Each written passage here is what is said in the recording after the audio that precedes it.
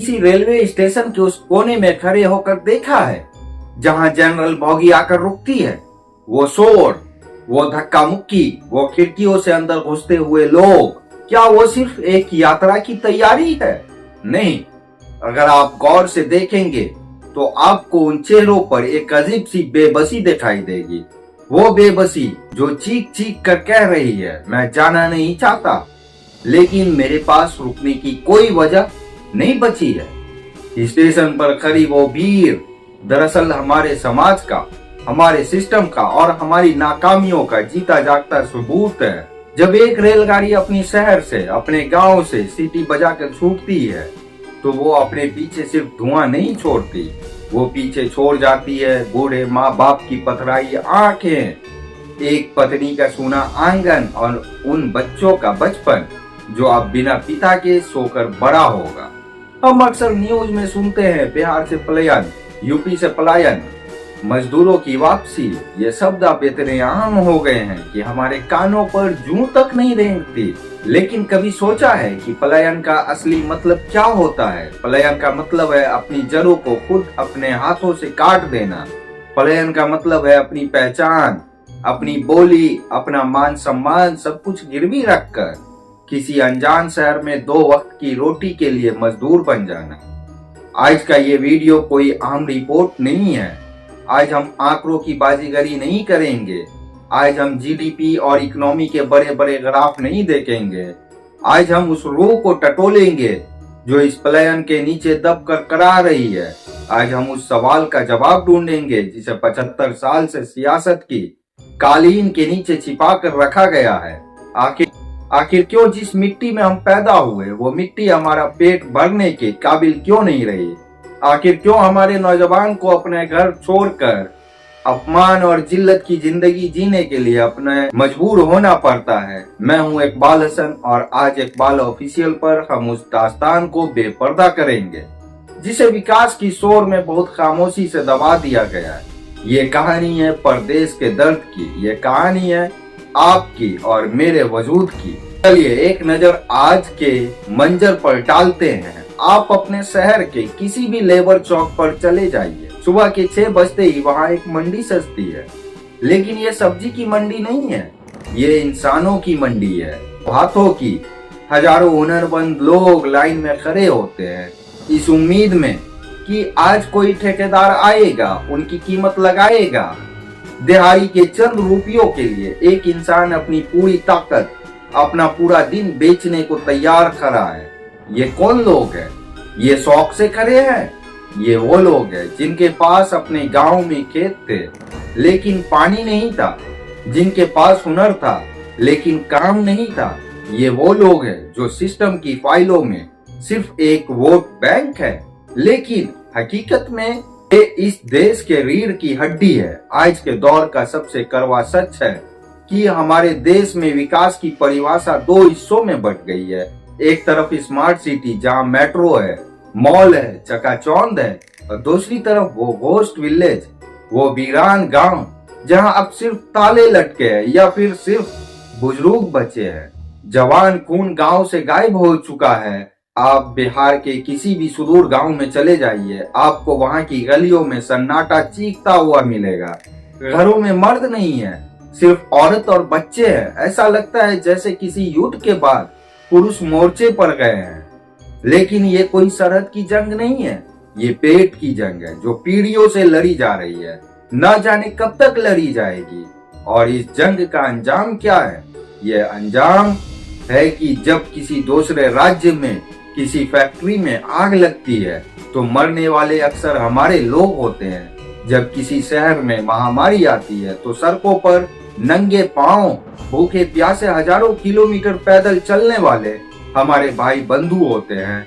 हम social media पर video देखते हैं, कभी किसी मजदूर को पीटा जा रहा है, कभी उन्हें बाहरी कहकर दुत्कारा जा रहा है। हमारा खून खौलता है, हम कमेंट्स में गुस्सा निकालते हैं, लेकिन फिर क्या? फिर वही चुप्पी। सवाल ये नहीं कि दूसरे राज्यों में हमारे साथ कैसा सुलूक हो रहा है, वो तो बाद की बात है। पहले और सबसे बड़ा सवाल यह है कि हमें वहां जाना ही क्यों पड़ा? हमारी अपनी सरकारों ने हमारे अपने नेताओं ने पिछले 30-40 साल में ऐसा क्या किया कि हमें अपने ही घर में बेगाना होना पड़ा। ये जो आज का मंजर है, ये अचानक नहीं बना, ये रातों रात नहीं हुआ, ये एक स्लो पॉइजन है। इसे दशकों से हमारे नसों में उतारा गया। हमें यकीन दिला दिया गया है कि अगर तरक्की करनी है तो घर छोड़ना ही पड़ेगा। लेकिन क्या ये सच है? ये एक बहुत बड़ा झूठ है जिसे सच की तरह परोसा जा रहा है। इस दर्द की जड़ें आज में नहीं, इतिहास हिस्ट्री के गहरी परतों में दबी है। चलिए थोड़ा पीछे चलते हैं, उस दौर में जब यह पलायन एक मजबूरी नहीं बल्कि एक साजिश की तरह शुरू हुआ था। आजादी के बाद जब देश बन रहा था तो एक बहुत बड़ी गलती हुई। विकास का मॉडल ऐसा चुना गया जो शहर को केंद्रित करता था, सिटी सेंट्रिक था। ये तय कर लिया गया कि उद्योग, इंडस्ट्री और कारखाने सिर्फ कुछ चुनिंदा जगहों पर लगेंगे। मुंबई, दिल्ली, गुजरात, पंजाब और जो बाकी बचे इलाके थे जैसे बिहार, उत्तर प्रदेश, बंगाल, उन्हें छोड़ दिया गया सिर्फ कच्चे माल, रॉ मटेरियल और सस्ते लेबर सप्लाई करने के लिए। सोचिए ये कितनी गहरी चाल थी। एक तरफ फ्रेट इक्वलाइजेशन पॉलिसी एफईपी जैसी नीतियां लाई गई। इसका मतलब था कि बिहार का कोयला और लोहा पूरे देश में एक ही दाम पर मिलेगा, यानी बिहार को अपने ही संसाधन का कोई फायदा नहीं मिला। फैक्ट्री लगाने वालों ने सोचा जब कोयला वही के दाम पर मुंबई में मिल रहा है तो हम बिहार में फैक्ट्री क्यों लगाएं? नतीजा क्या हुआ? कारखाने लगे पश्चिम में और खादान खुदी पूरब में। संसाधन हमारे गए, जमीन हमारी खुदी, लेकिन रोजगार वहां पैदा हुआ। और जब यह रोजगार नहीं बचा तो यहाँ के इंसान को भी वहीं जाना पड़ा जहां संसाधन गए थे। ये एक तरह का आर्थिक अपहरण, इकोनॉमिक किडनैपिंग था। पहले हमारी जमीन से दौलत निकाली गई और फिर हमारे घरों से हमारे बेटे निकाल लिए गए। 60 और 70 के दशक में जब हरित क्रांति, ग्रीन रेवोल्यूशन आए तो उसका फायदा भी कुछ ही राज्य को मिला। हमारे किसान जो कभी अपनी जमीन के मालिक था वो धीरे धीरे कमजोर होता गया। खेती घाटे का सौदा बन गई और जब खेत ने पेट भरना बंद कर दिया तो किसान मजदूर बन गया। 1990 के बाद जब बाजार खुला तो उम्मीद थी कि शायद अब हालात बदलेंगे, लेकिन हुआ इसका उल्टा। राजनीति ने करवट ली। हमारे यहाँ सियासत तो बहुत हुई, जाति पर, धर्म पर, मंडल पर, कमंडल पर। नेताओं ने अपनी कुर्सियां पक्की कर ली, अपने बंगले बना लिए, लेकिन किसी ने ये नहीं सोचा कि इस राज्य का नौजवान क्या करेगा। शिक्षा व्यवस्था, एजुकेशन सिस्टम को इतना बर्बाद कर दिया गया कि यहाँ की डिग्री तो मिलती है लेकिन हुनर नहीं मिलता, और हुनर मिल भी जाए तो उसे इस्तेमाल करने के लिए कोई मंच नहीं मिलता। तो ये मत सोचिए कि ये पलायन आज की समस्या है। ये एक ऐतिहासिक अन्याय, इनजस्टिस है। ये वो विरासत है जो हमें हमारे पूर्वजों से मिले कर्ज की, गरीबी की और घर छोड़ने की। हमारे बाप दादा भी कलकतिया कहलाते थे क्योंकि वो कमाने कलकत्ता जाते थे। आज हम दिल्ली, मुंबई, दुबई जा रहे हैं। शहर बदल गए हैं, साधन बदल गए हैं, लेकिन वो दर्द आज भी वही है। परदेश जाकर कमाना यह हमारे समाज का एक अनचाहा रस्म और रिवाज बन गया है। अब जरा भावनाओं से बाहर निकलकर हकीकत की उस स्याह पक्ष को देखते हैं जिसे अक्सर मीडिया की हेडलाइन में जगह नहीं मिलती। पर्दों के पीछे एक बहुत बड़ा अर्थशास्त्र, इकोनॉमिक काम कर रहा है। क्या आपने कभी मनी ऑर्डर इकोनॉमी शब्द सुना है?